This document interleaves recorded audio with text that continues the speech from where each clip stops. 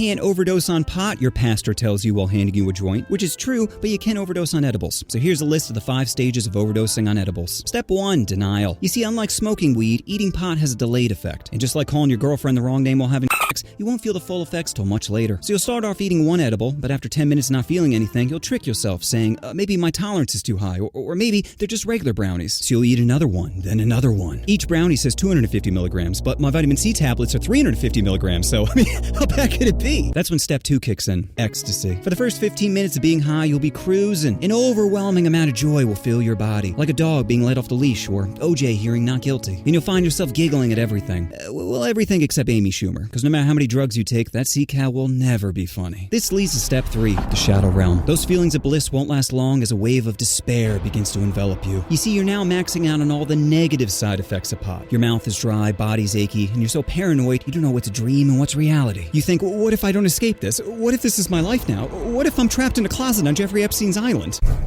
I know you're in there. Come out so we can talk.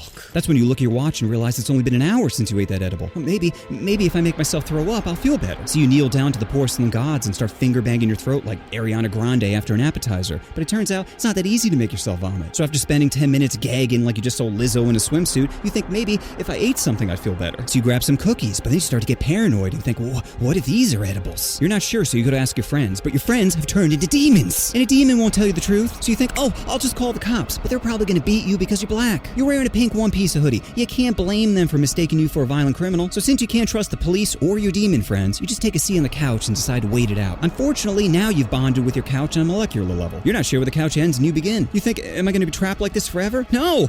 There's still so many titties I haven't motorboated. That's when you realize you're going to need some divine intervention. That leads to step 4, bargaining. Even though you don't believe in God, you get on your knees like a thirsty altar boy praying to be saved. You're like, listen, G-Man, I know we've had our differences, but your boy could really use some help right now. I promise to never get high again.